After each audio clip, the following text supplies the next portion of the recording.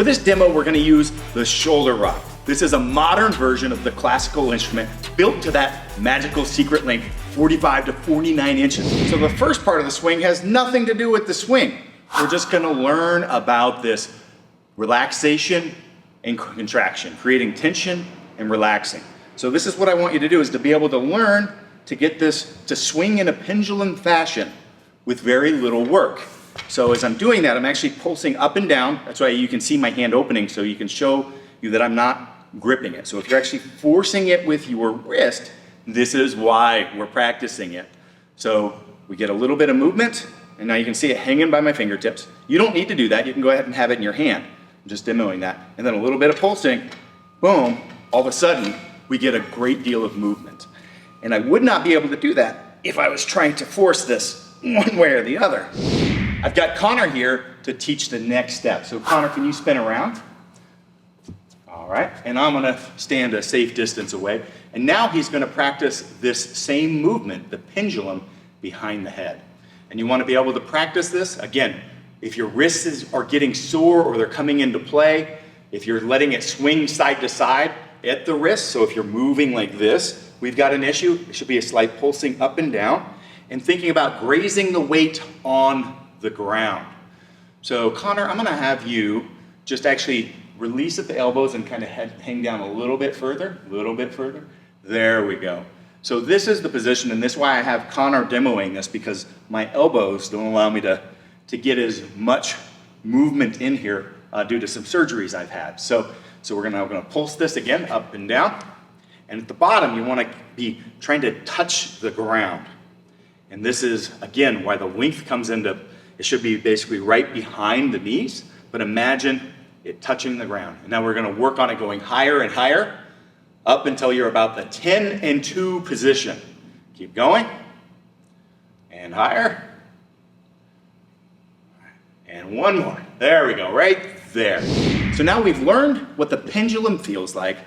We've practiced the pendulum behind our head, which is actually a self-limiting progression. So if you can't accomplish that, it holds you from getting into an unsafe movement. The next one is, again, another self-limiting progression, and this is the pull through. And so we're not gonna try to do an overhead pull from the back, trying to pull this into position.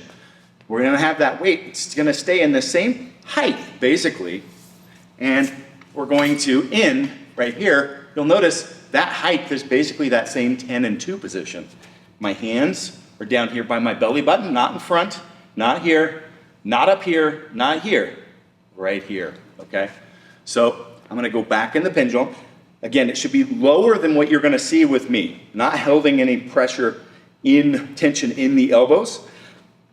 And I'm not, that's just the limit of my movement, but I'm gonna get up here in this position, and I'm gonna quickly pull my hands into, boom, that belly button position.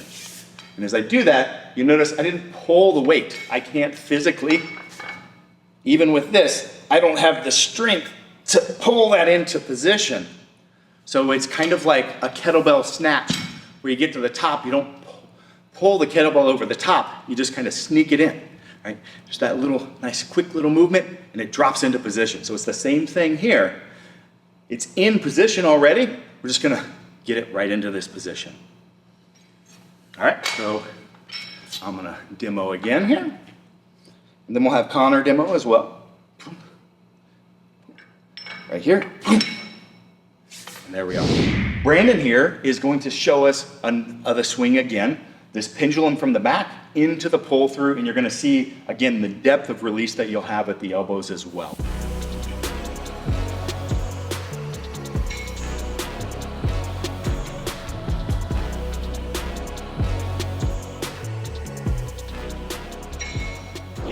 Now, once we've become really proficient with the pendulum at the back and then the pull through, now we're gonna work on connecting this into the entire movement. So we're gonna work on dropping the weight into position. So we're that 10 and 2 position, right behind the shoulder. This swing is really tight. And so he's gonna get up into this start position, up in front of him. And he's gonna take that load and drop it right in here. The tendency is to push it away from you, behind you, which will create a swing like this, and it's gonna come back and hit you. For myself, I have been able to swing a 45-pound plate on there and not hit myself, and you can do that the tighter you get. So we're gonna keep this tight to the leg right here, but trying to hit the depth. So you're gonna let it swing through and then imagine grazing the ground behind you. So Brandon, go ahead and drop through on this side. I'll move my hand.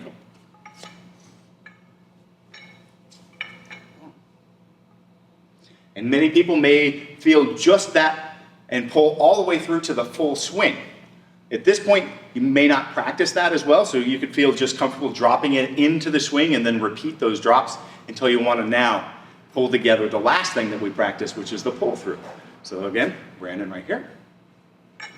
Good. We're going to touch on a couple common faults. Now we've discussed several of these as we've gone through here. Keeping too much tension in the wrists, the elbows, not engaging fully in the relaxation phase, and I talked a bit about putting the weight too far in front or up high. Let's demo what happens if we push it too far away from us or push it too far to the side so that the center of the swing is off to the side. There we go. And you can see how his arms, to do that, he's trying to go this way and he let it move that way instead of, it's actually letting it fall here. Your arms are going straight up and down over towards your back. Okay? Let's do one behind you, too far behind you. So you can see some of the common faults there with that swing. All right, let's do a couple more finish swings now with correctly.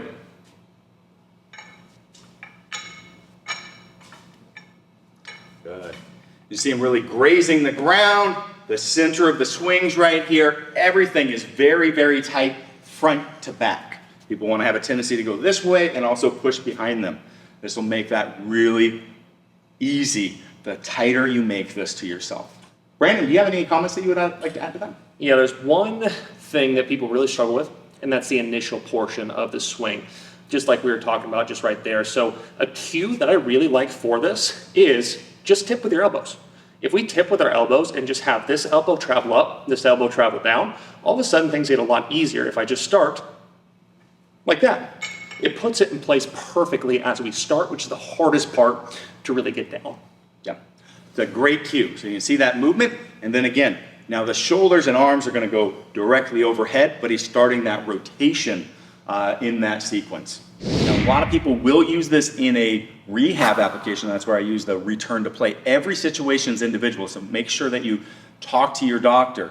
But typically, if somebody is recovering from a shoulder surgery, rotator cuff, something like that, we don't recommend starting to use the ShouldeRök until you're hitting somewhere around the 10 to 12 weeks period post. And again, make sure that you're talking with your healthcare professional. But at the end of the day, read the reviews. You'll see so many people with so many different types of shoulder issues have tremendous success recovering from those injuries with the ShouldeRök. There's so many success stories. One final thought in regards to learning this movement. It can feel a little frustrating at times because it is a fairly complex movement, and a lot of it is around firing patterns and this awareness. So what I tell people is to practice for 10 or 15 minutes. You'll find you'll make a ton of progress, and then about that time you'll quit making progress. Stop. Come back again later. It could be 15, 30 minutes later, the next day, doesn't matter, but that break will allow those patterns to really ingrain, and you'll come back and all of a sudden you'll find that now we start moving. We talked about the amazing development that the ShouldeRök offers, from mobility to stability to priming. So this is tremendous. It can work great as a warm-up for a workout. It can work great for coming down from like a pressing routine, getting things connected. It can be great as an off day, being able to recover and enhance that movement, and it feels fantastic. You'll find that you'll use it quite a bit.